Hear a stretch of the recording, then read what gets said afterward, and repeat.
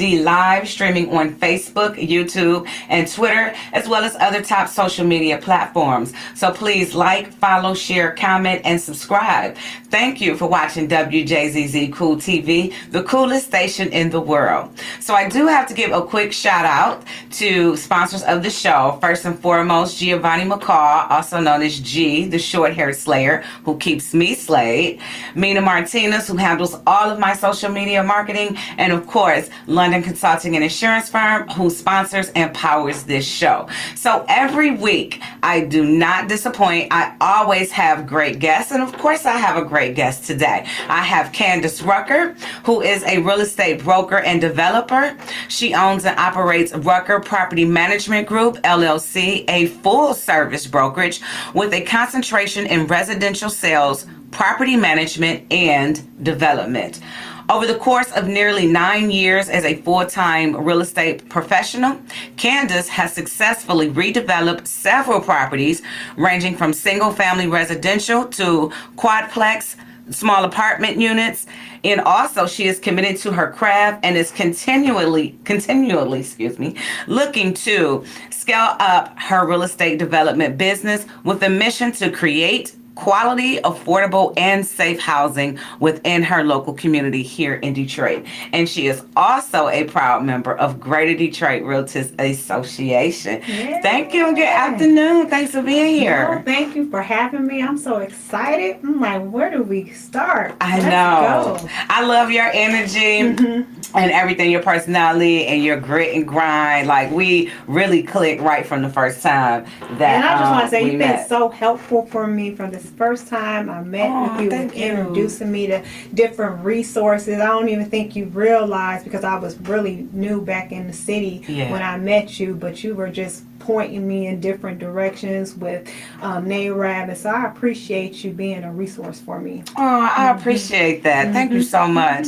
But like I said, I just fell in love with your energy right from the get up, because what we shared in common is that we left this great city of Detroit, okay, and went elsewhere and made lives and established ourselves, but then brought that back. And that means so much, especially in the field of real estate, where you have the opportunity to see a different perspective, different styles, different developments, and then add it to your already created portfolio. So talk about that. Let's rewind and talk about what brought you back to Detroit.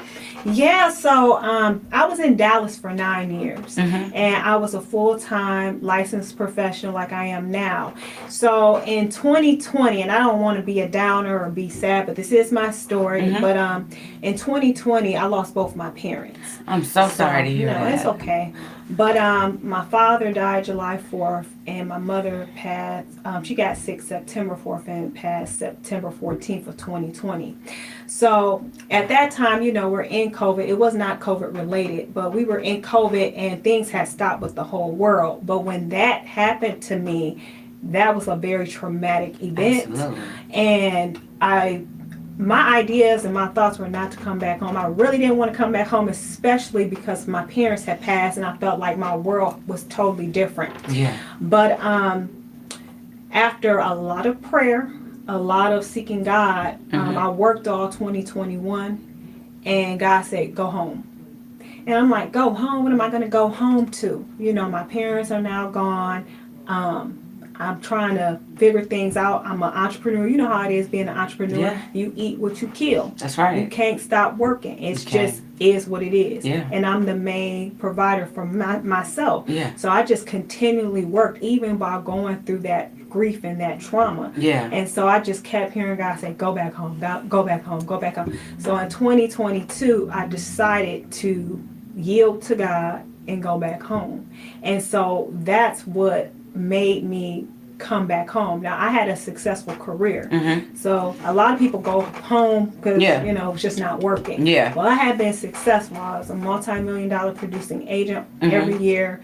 I had a brokerage that was successful with property management. So I had a multi-million-dollar portfolio with my management companies, and then I was doing some real estate investing. I had just got into that, and that actually started going well. So it was a real fight for me to yield to God and say, And okay, come come home. And I'm like giving all this up, plus coming home to a place where my parents are no longer at. So emotionally, on top of, being already established, emotionally, that had to be a lot. Very. It was a lot. And so I didn't know what it was going to look like. Yeah. I didn't have a plan. I just knew I was a realtor. I was good at it. And I said, okay, I guess I'm going to start my real estate business here. And that's a in true Detroit. boss. Yeah. And so that's what I did. And I tried to plug into everything possible. And that's how I met you, because I was going to every event I could possibly think of that could put me in the right direction of what I'm supposed to be doing here, other than being a realtor, which I knew that God had more for me, but I just could not see it. When you're going through so much trauma and you're relocating on top of dealing with the trauma of loss, it's hard to see, or even hard to hope, or even hard to believe. So for me, it was just like, I just said yes, and you had to trust the process. See, we don't know exactly what the process is. That's where the trust comes in. That that's a word. We don't know what the process is. So how do you trust a process that you have no idea how it's going to turn out? I know I was comfortable in Dallas. I knew that was working for me. Right. So now I got to give that up and go into something that I have no idea a different how territory. it's going to look. So let me ask you this. What was the real estate market like, or is like, in Dallas? Because when I lived in Dallas for a short time, and Fort Worth, and this was back in like the early 2000s. It was just so much, everything there looked new. So what was it like? That's how it was. Everything was new. I felt like when I moved to Dallas, I was like, I have arrived. And it was so much opportunity, and there's still a lot of opportunity there because everybody's moving to Dallas. Everybody has migrated there. So when it's more people, of course, it's more revenue. It's more opportunity to do more, and you can make more money. That's just the numbers. It's just a number thing. So in terms of the real estate market, I was able to do well because I had a good client. I built up a good client base. The homes were more expensive there at the time because everybody's moving there. It's saturated. So in terms of my business, I had a steady flow of business with my clients, but I had built that up, and the home values are higher. So I can do 2 sales and be good a month and be good. Here, sometimes, although the values have went up, you might have to do double what you do in Dallas, to be honest. So for me, it was just a total switch in how people do business in Dallas as opposed compared to how they do business here in Detroit, and that was an adjustment as well. Gotcha. So when you got here, we do have to do our quick shout out. Hey, you're watching Beauty and the D live streaming on Facebook, YouTube, Twitch, Twitter, and other top social media platforms. So please like, follow, share, comment, and subscribe. And thank you for watching Wjzz Cool TV, the coolest station in the world. We have Candace Rucker here today, who is a real estate broker, professional, and developer. We're just going to say a real estate concierge. Okay. So she does it all. And we're going to talk about all of that. We got to try to fit it in such a short amount of time because you do so much with the short bio. I'm like, hey, I was listening to the bio you read last week? Or it could have been, yes, with Nicole Gilliard, the electrician. Like, oh, she gonna look at my bio like, girl, if you don't take this somewhere. And you do so much. Like, you modest though, but that's okay because we're gonna pull it out. We're gonna let them know, okay? I was like, I ain't got no storybook, right? So you're gonna tell the story here today. Yeah. So when you got to Detroit, right? So you pushing through the emotional piece of being here, and then you're putting on your professional hat. What did it look like for you? So like did you jump right in? Did you? So I know you were, networking and seeing what the city had to offer. What was like your first move to say, I'm back? I jumped right in. That's what's up. if I'm gonna be here and do it, I'm gonna do it big. I'm going to do what I want to do, and I'm going to go all in. Okay. And so my mission became I need to acquire real estate. As when I came home, I'm looking like, all right, Detroit is on a resurgence. I don't know if people recognize that or realize that, but as you probably can attest to, when you move out of the city and you come back, you have a different perspective. You do. You have a different lens. You do. So when I came back home, although all the things that's going on, I'm like, it's opportunity here. I could buy way more houses here with the money I have than I could in Dallas, because it's more expensive. The point of entry is more expensive. Yeah. So when I moved back, I bought 3 properties. I bought a 4-plex, a 2-unit, and a single-family home. Okay. And so that was like my introduction into doing the Welcome development. home. Yeah. Okay. Yeah. Did you live in either of those properties, or they No. were just strictly investments? Strictly investment. Okay. So I bought the 4-unit from the county sale, the Wayne County Treasurer sale, and let me tell you, that was a blessing because we buy on the auction. They do it every year, right? So they do it twice a year. So I had looked at over almost 800 houses online, because they give you the list. So they released the list. I focused on the zip codes that I was familiar with, and I looked at over 800 properties online that I looked on that list. I narrowed that down to 74 houses. I drove by all 74 of those houses. It took me a little over 2 weeks to drive by every one of the houses, because just because you see the house online doesn't mean it's still there, Right. or it's not burnt up, Right. So you gotta check it. Do your due diligence. Yep. So another thing, when you buy off the auction, you cannot go inside of it. Legally, you cannot, because if you do it, it forfeits your opportunity to bid on the house. So all you're doing, you actually bidding blindly, because the only thing you can look at is the exterior of the home. So I looked at all 74, 76 of the houses. I narrowed that down to 18 homes. So I have a background, as we already discussed, in real estate. I'm a real estate agent. I know my numbers. I know how to your comps. evaluate. Yeah, I know my comps. I know how to evaluate deals. The only piece that I couldn't evaluate was how much it was going to cost to fix Repair. it, because I can't see it, right? Right. So I had narrowed it down to the 18 properties. I ran the rental comps and also the after repair value comps on all of those homes. I narrowed that down to 4 houses after that.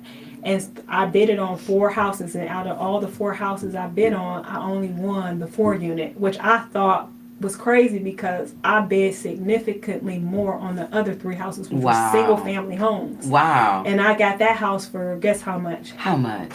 $17,500. Wow. A 4-unit. And it had tenants in it that were paying. Stop. They were paying.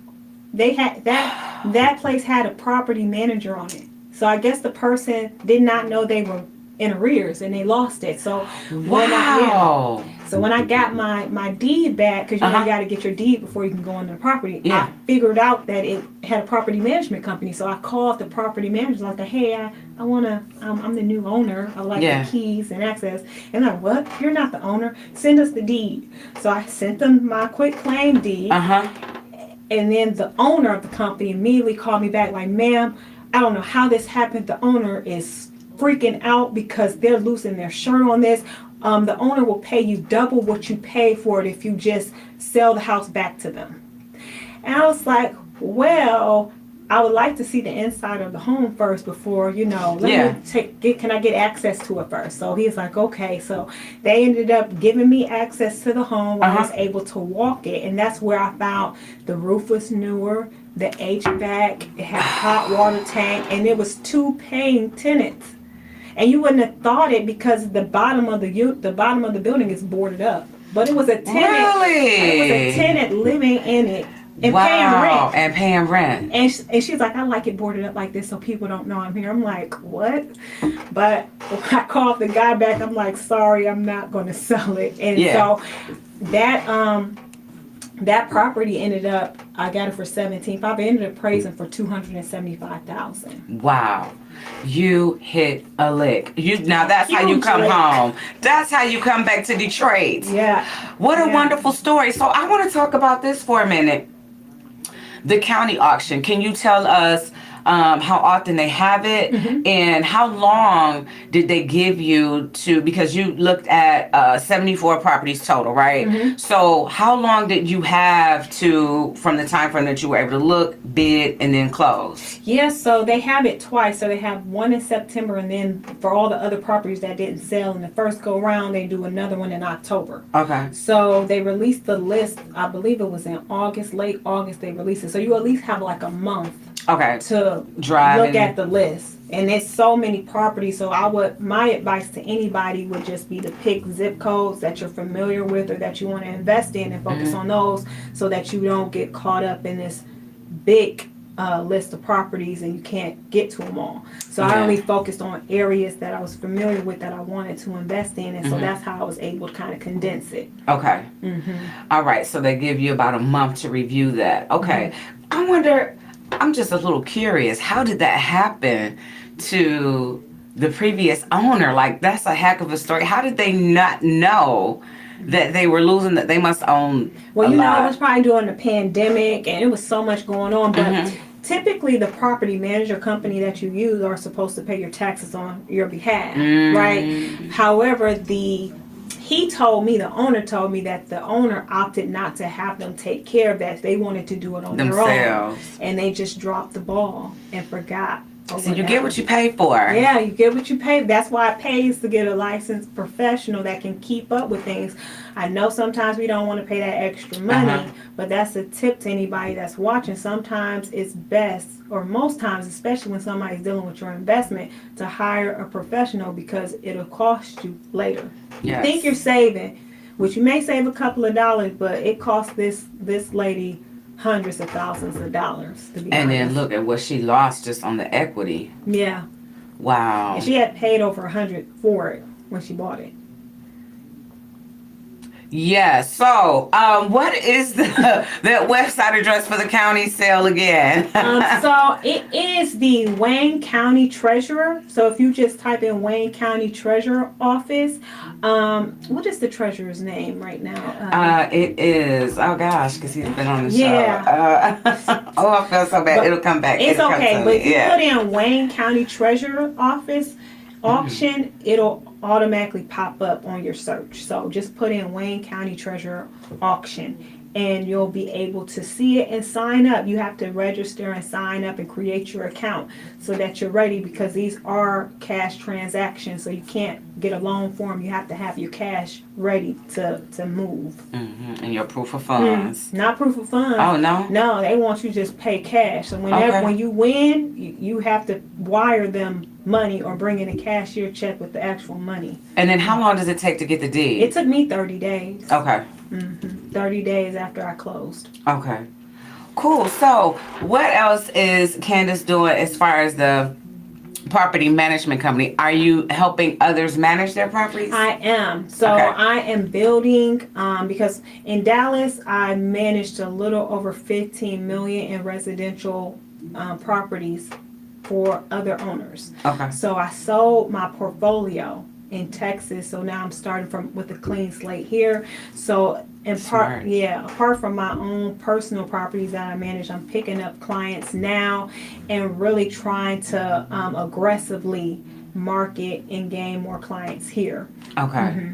So I've been seeing some things on your social media, like you promoting these different lenders and things that help developers. So what scale are you developing on? What are you doing now as far as the development world? Right. So I'm doing a lot of, right now I'm what they call an emerging developer. So I'm managing those properties on a smaller scale. So we're doing 4-unit, an 8-unit that I'm working to secure, but also some land that I'm looking to develop, which is 5 parcels of land that's adjacent to my phase 1. So right now I have a multi-phase project that I'm working on, which is a 4-unit, and then it's 5 lots adjacent to my 4-unit, which I'm going to create a 26-unit senior apartment building.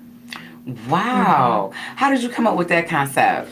So dedicated to my parents. So all this is dedicated to, because as a kid, you always want to help your parents when they're old. You always want to be able to, my parents weren't, they could afford things, but as a kid, you always like, I want to do something nice for you. Yeah. You love your parents. You only Yeah. get one mom, you only get one Yeah. dad. So my dream and my goal was always to be successful in the real estate space so I could do things for my parents and take care of them. So this is my effort to serve others that are seniors and impart my parents Yeah. through this initiative by offering affordable housing for seniors and also low to moderate income, because my mom was a very loving, caring person. Okay. So my project's actually named after her, Lily Marie. Okay. I was going to ask you, did it have a name? Lily Marie.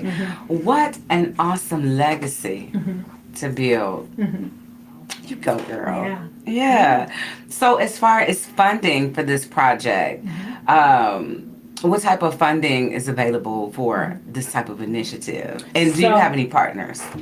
So with my phase 1, I'm doing that on my own because it's a lower, it's a 4 unit, so it's Okay. not as much. My phase 2, I'm currently co-developing or seeking co-development partnership with, I don't know if you all are familiar with modular building homes. I think we visited. I didn't go, but You I didn't heard go? about Okay. it. Yeah. Well, I'm looking to co-develop the 26 unit with Janasco Modular, which is a new modular facility, the only one in the state of Michigan, and it's basically homes that are built inside of a factory. It's like a puzzle. So they built 1 bedrooms, 2 bedrooms, and also they build studios. Okay. And so they do it all within the factory, and then they ship those homes like a puzzle to your site, and they put it together. They assemble it. So even a 26 unit can be created that way. Yep. So I'm going through the process. I've already have some renderings of how that's going to look. Okay. So I already have some things in the making. But in terms of how to finance that, of course, in the city of Detroit, because we're in such an affordability type of deficit, they have a lot of programs. So they have city programs, they have state programs. So, and then they have some energy efficiency programs. So you have to be creative with financing and do what is called a capital stack. So we have our senior debt, we have grants, and we have our equity. So what money I'm bringing to the table to make it happen. And then co-developing, because I am co-developing this with someone else. The reason being mainly is because they have experience with going after MSHDA government funds. Okay. And typically when you're an emerging developer, they require you to have someone seasoned with you. And that makes sense. Right, to help you to get those funds. Yeah. So in order for me to even tap into the funding with MSHDA or any other entity that's given that type of money or resource, they want to see you attached with someone with more experience, so to speak. Absolutely. So that's how a partnership came about, and even having that discussion. Wow. Look at you. And all of this in a matter really of 2 years. Yes. Did you ever think that you would be in this space? No. Really? When you were I didn't. trying to decide home or no? I didn't know, like I said, I didn't know what I was coming back home to, because I didn't want to come. I'm going to be honest, I cried. I cried like a baby because I was like, it didn't make sense. Yeah. And then, I have a lot of friends. I was in Dallas almost 10 years. Yeah. So I had built a life there. It wasn't Yeah. like I was just there and then gone. I had like a life. Had a business. I had friends. I had a church family. So it was just like, everybody's like, you sure?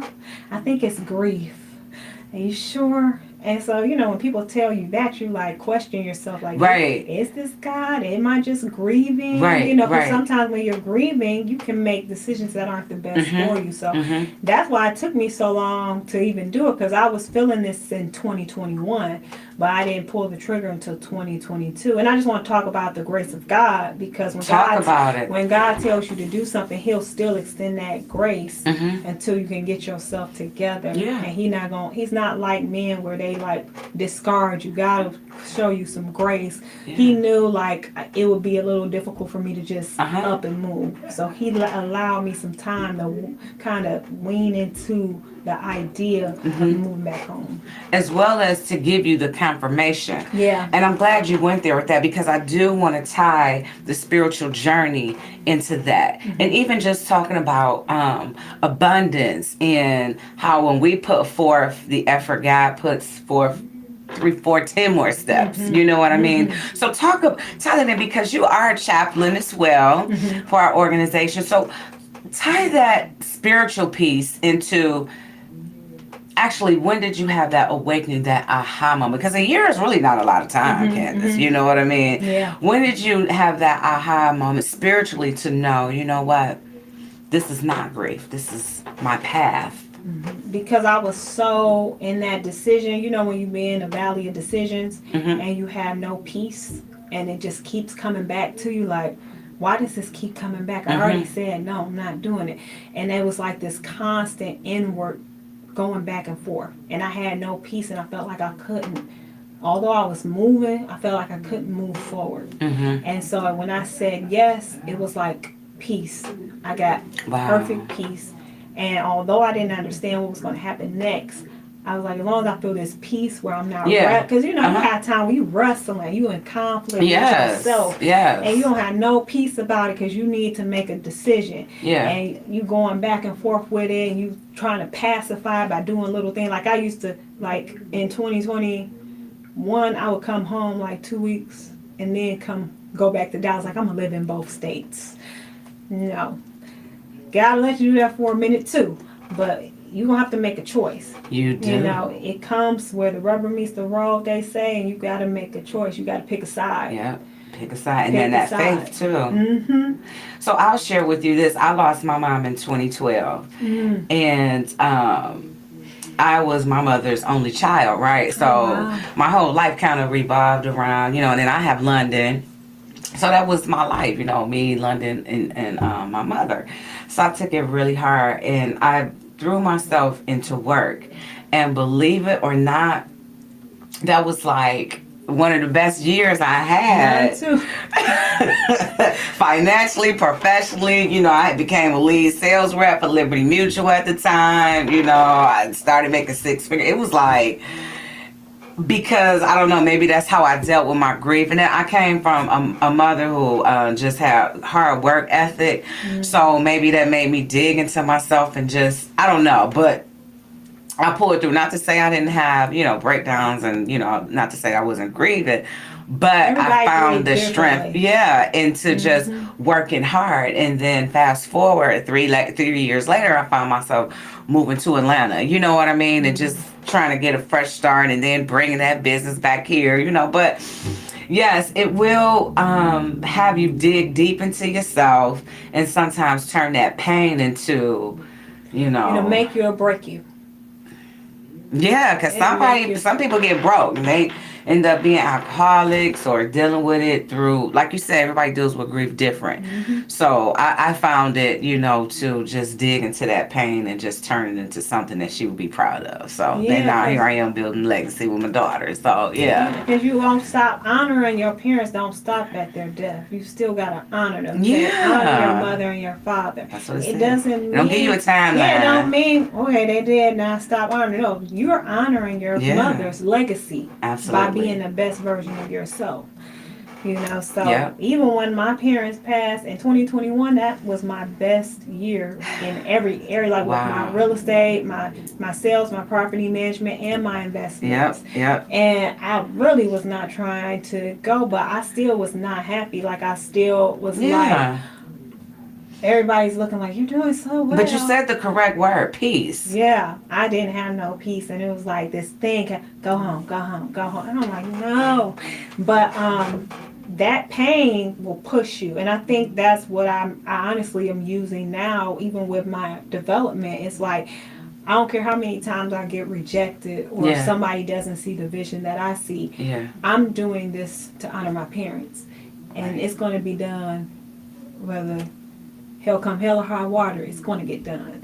So, I mean, I have this, it gives you that tenacity where, like, you just focus. Like, it don't matter what people say, because you know what you're supposed to be doing, and that's what you're going to do. And that's kind of where I'm at. Like, I don't need nobody to cheerlead me or tell me nothing, because I'm doing this for my parents. Yeah. I know what I'm supposed to be doing. It all makes sense now. It all makes And sense. I'm just going to do it. And just do it. So what's the time frame on this 26 unit building? Yep. So we plan to start breaking ground next year in March. So the time frame is to take site control in August of this year, and then to go through entitlement, meaning we're still getting our capital stack together. So with the honestly, we're probably going to have our entitlements all together by March. So we probably won't break ground till maybe the summer or late spring, to be honest. Okay. But my phase one, my plan is to break ground, to start the renovation on that project in July of this year. Okay. So that's a smaller project, but we'll get started on that one in July. And so what will you do with that 4 unit? So it's going to be affordable housing. Gotcha. So it's going to be 60% AMI affordable housing. Okay. So I want to get those tax credits. Yeah. Yeah, that's how you got to do it. You know? Yeah, absolutely. So my building wealth. Yeah, my goal is just all about focusing on where the need is. Yeah. You know, that's how when you solve a problem, whenever you solve a problem, that's where the money's at. Yeah. Who can solve the bigger the problem, the more money that's available. Yeah. So right now it's an affordability crisis, and that's where I'm focused on. I was going to do it anyway, but it makes sense with my business model to focus on low to moderate income and seniors. Absolutely, and they need it. And I love my seniors. I do. I volunteer with them like every other week. I'm at the Sheffield Center. The seniors, don't they? They do, and they listen. A lot of these seniors, they spicy. They're different. You know what I mean? They're, I guess, what I would call progressive seniors. You know, I love them. Yeah, and they take care of themselves health wise. I see them; they out here getting they walk out, and that's how I end up volunteering with them. Like at the Sheffield Center, Fast Freddy is up there every Wednesday, showing them a new hustle. Oh wow! I seen some playing tennis. I was like, look at them. Yep. Get out here. Yeah. They want to live. Hey, and so they need affordable housing to live. We can't forget about them because they paved the way for us. They absolutely did. Why do we forget about them? Like they matter just as much as we do because they paved the way for us. They laid the foundation for us, so we need to honor them. Absolutely. By making sure they have quality affordable housing. A lot of them are on fixed income, so that means that they don't have the income to keep up with the rate of inflation. That's right. We at an all-time high with inflation. Inflation, yes. People working can barely pay their bill. It's a battle at the grocery store. Yeah. And I only have a household of 2. And you got to think about it. Like, do I need this? Yes. Can I wait till the next time around? I need to get off bacon anyway. I don't need that. Girl, I used to love my little Starbucks. I don't get it as much as I used to. I was like, girl, you're going to have to start drinking your coffee. Mix it up. So, but just imagine with a senior. They're on a fixed income. And they have prescriptions and this and that. Yeah. So it costs to get old. It do. It really costs does. to get old. It costs to get old. So let's talk about, we talked about your professional life here. What is it like being back in Detroit? Detroit is a different space than it was 10 years ago when you left. Talk about how you moving around, how you enjoy it here. You know what? I feel like I'm a new person in the city. Like I know that I'm feeling. 10 years older, right? I done had 10 more years of experience, and then everybody, it's like we're the leaders of the city, or we're in the higher positions now, as opposed to when I left. It was like we were getting out of college and figuring it out. Now it's like, okay, now you're in the management position, senior position, leadership position. So for me, it's just kind of like a whole new world, because there got communities and neighborhoods that used to be a place you did not want to go. Yes, Southwest Detroit is one of them. I remember. Even the North End. Oh, yeah. Look at the North End. It's popping. Corktown. Like, I'm like, what is all of this? Yeah. And so it's like I'm approaching it as I'm a new person in the city. That's why I call myself the new Detroit realtor. Yes, because I'm I love in it. New Detroit. Yeah, it is. And it's just the energy just surrounding the city right now. I keep telling everybody, like, the city is on a ride. Look at the train station. Yeah. Did you go? I tried because it's like a quarter mile from my office. It was so hectic getting through there. I was like, okay, I run this way every day. I got plenty of time to check it out. But I've been watching from when they start first putting the windows in. You know what I mean? It's like so beautiful. It is. Southwest. I see the people in Southwest claiming it like it's. Yeah, we are. I'm technically a Southwester. They're like, y'all come to Southwest and see what we have to offer. I'm like, it's Detroit. It's Detroit. Mm-hmm. So I just think it's so amazing what's happening in Southwest and just the city in a whole. The energy is even different. The energy is like so hope, different. It's positive. Yes, we got so much recognition during the Super Bowl draft. 700,000 people, no incidents. People having fun. You know? Spending money. Yes. Putting back into the exactly. Putting back into our economy. Yes. I love it. So you love the energy here. You love the spirit, the development. It's like you're actually a part of the revitalization. And that's amazing. You know, I think Detroit is a great place for emerging developers and also small businesses. Yes, it is. They have so much support available for small businesses and emerging developers. I'm like, you could make anything happen here right now. And it's opportunity, it's resources. I mean, I'm just going down. I see an opportunity. I'm like, let me sign up for that. You can sign up. Me too. I just, even if it's not relevant right now, it may be something I can circle back to later, but at least have it in my portfolio as I'm consistently build. Sometimes it's free or very, very affordable. A lot of it. So it's like, why not? Why not take advantage of these opportunities? Yes. Yeah. So what about your team? You are a broker. Do you have any agents working underneath you? Not right now. So right now I have just a virtual property management assistant and also a accountant that's virtual too. Okay. But eventually, do you see yourself growing a team with some agents? You know what? I see myself teaching. I've been finding myself. That's a give back. Yeah, it's like a give back because I've always wanted to do. I always did financial literacy because with children, but now I'm finding with young women and even young men, like they're asking me these questions about investing in real estate and doing development, and I'm talking to them. I love it. I love to share the information.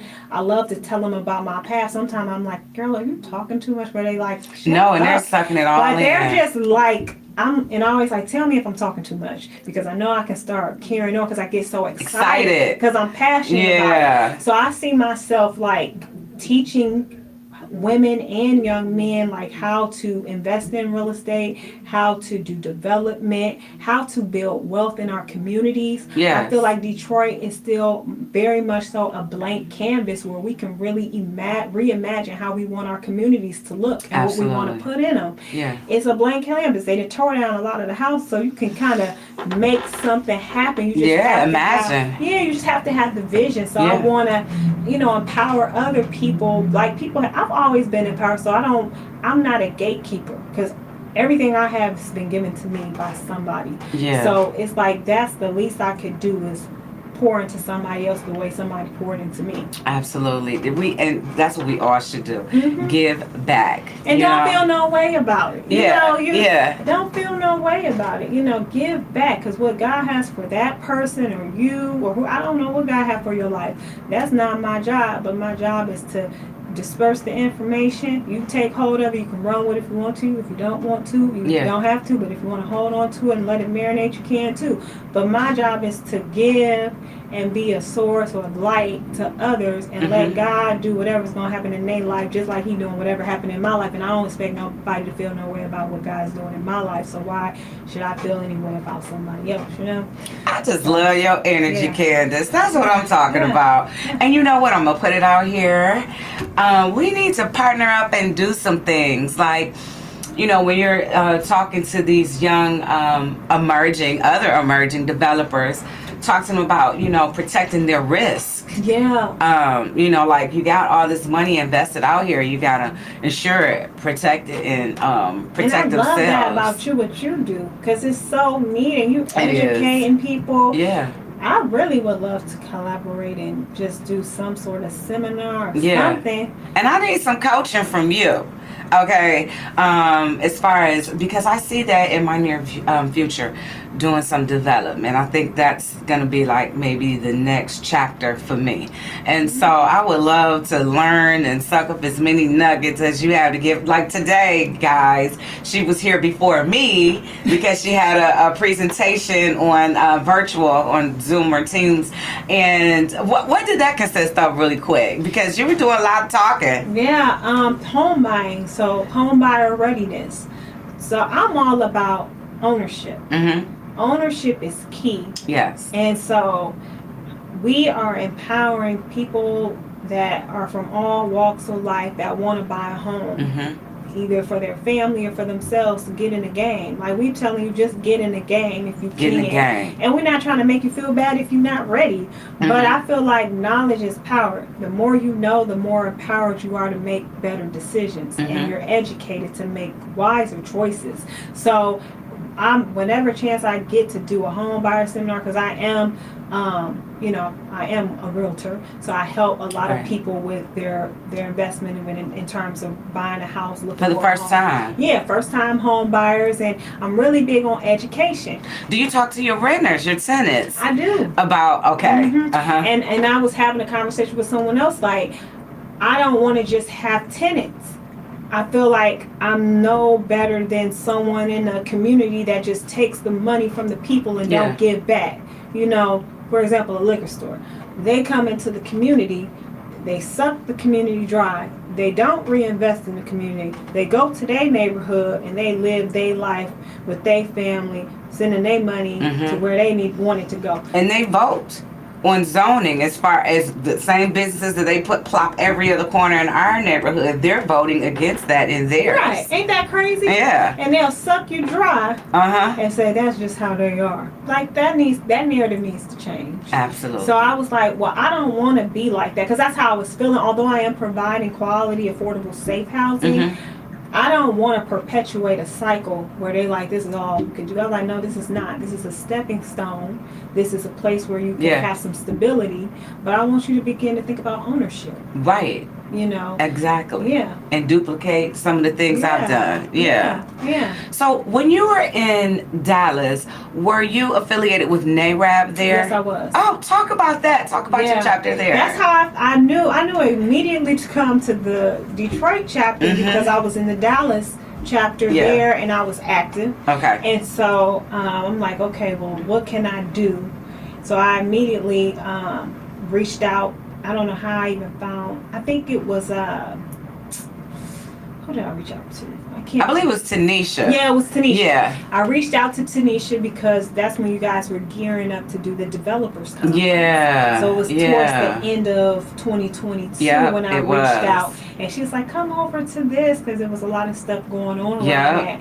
And when I went to the developer conference, I was like, I was sold. I was like, why is it not more people here? You know, because it's such great, rich information and so many resources. So once I got plugged into that and went to that developer conference that we had in Motor City, I was all in when it came to development. I was all in when it came to being a part of what's going on in the city. Yep. Eric Sabri just came to me. Yep, that's his name. I wasn't gonna let that one go. Oh, I had to no, you were thinking about it. Oh man.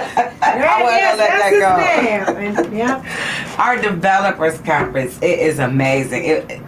We had people from really everywhere. Like Detroit is the place, like you were saying earlier, like the new Detroit. And people want what's in our own backyard, and a lot of us are overlooking it. That's why I said that's like, I know for a fact will be the next phase and chapter for me will be development, because people want right now what we have, and a lot of us just overlook it, just take it for granted because we stuck in the old Detroit. And I got so many people calling me, like from other places, from Texas, from Atlanta, Georgia. They want to invest here, and I'm like, wait a minute, But that's where your education piece comes in at. And, Then I'm like, don't get mad at them. Don't get mad at them.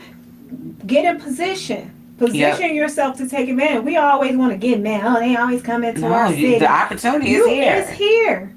Position yourself. Yeah, and with all the resources, there's really no excuse. Yeah, because the city wants people from the city to Yeah, invest. our mayor does. Yeah, so He they wants much to increase. prefer to Mhm. have local residents to invest as opposed to people that are coming out. And I'm not knocking, I welcome it all in. Yeah, But absolutely. I'm just saying, in terms of preference, I believe that the city does prefer for their citizens to reinvest in their communities that they live in, that they've lived in. You know. And have time and money and blood and sweat invested in. Yeah, you've been here. You've been Yeah. through the ups and the downs. You might as well reap some of the benefits Absolutely. of what's going on in the city.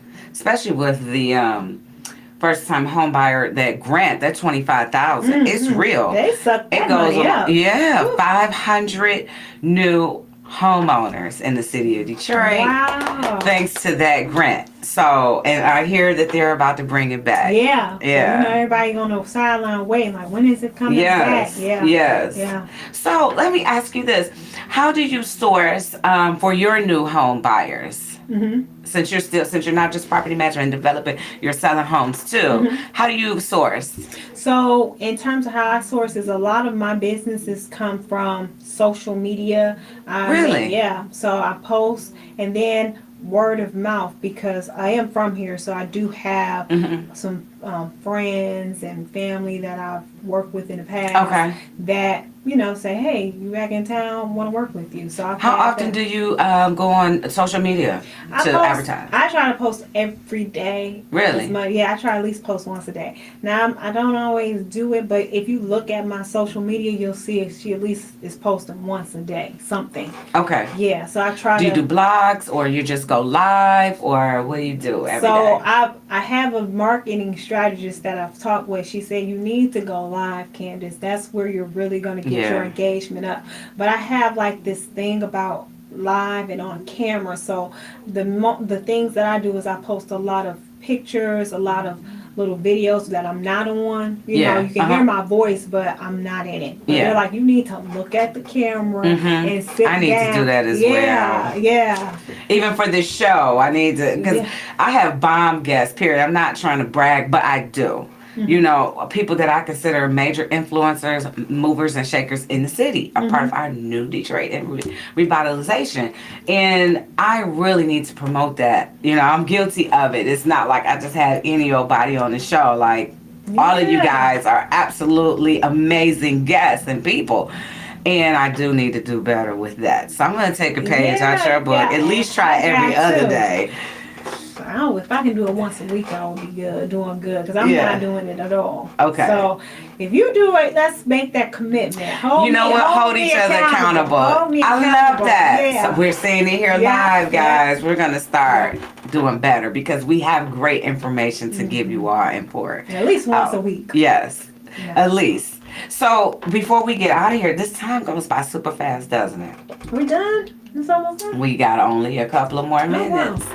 So, real quick, what prompted you to leave I'm rewinding all the way back in reverse. Prompted you to leave the city in the first place and go to Dallas. And then after that will make this whole conversation like 360. Okay. Yeah. So, in 2013, I was a banker at Chase. Oh. So that was my previous career path. Okay. In the banking industry. So I was a relationship banker and small business specialist with JP Morgan.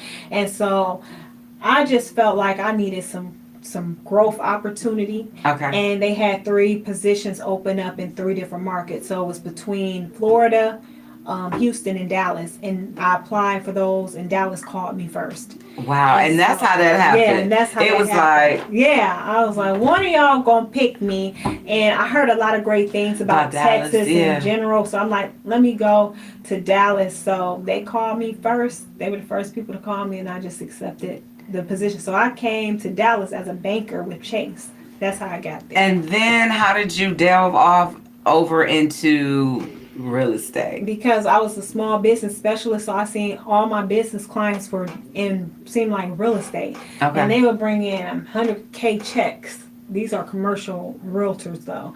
And I'm like, what do you do for a living? And they're like, I'm in real estate. This person, I'm in real estate. I'm in real estate. And I've always loved real estate. And so I'm like, you know what? I know God, you didn't have me move to Dallas just to be a banker doing the same thing I was doing in Detroit. So I stepped out on faith. I quit my job.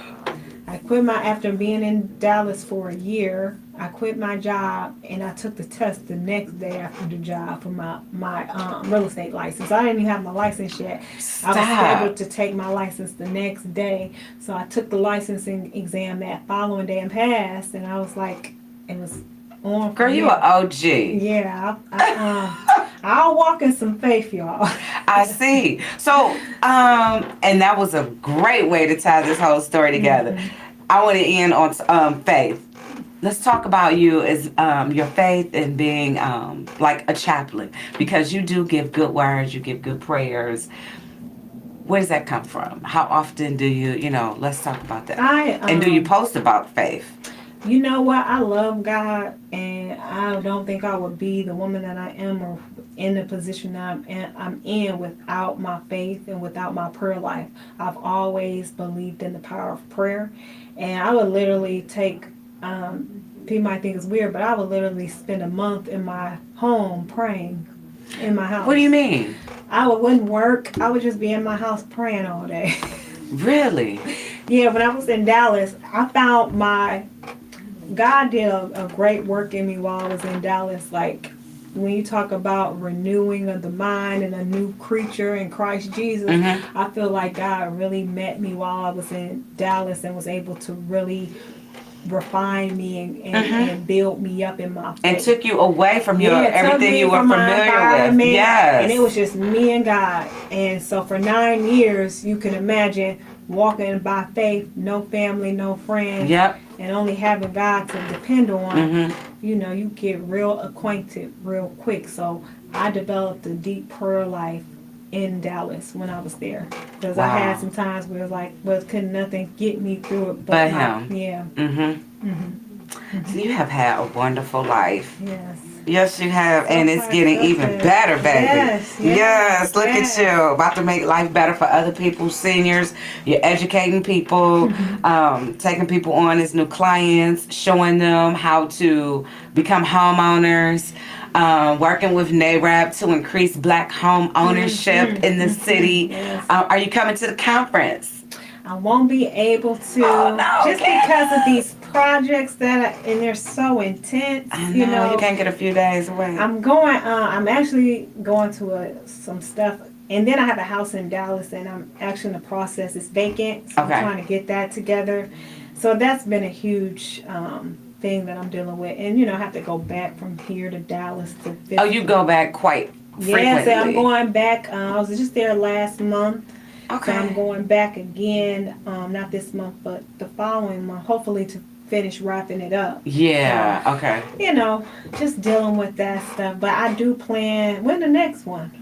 Well, we do 2 a year. The midwinter, that's usually like in February. And then the annual, which is late July, early August. Yeah, because my other friend in Dallas is like, you coming? I'm like, because it's in Enola. It's yeah, she was like, you gonna be there? Am I going? I was like, I don't think so. And some of everybody is coming. They got Master P coming. They got Shantae Moore. It just keeps. That's gonna be a party. Lynn Whitfield. Yeah. Of course, the other one that hangs out with us all the time. Is Drew Hill coming back?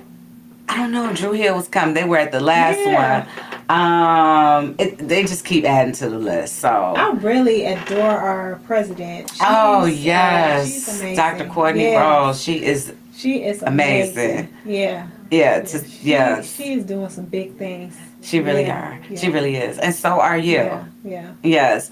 Well, I just want to thank you for stopping by. Thank you for sharing your story with me.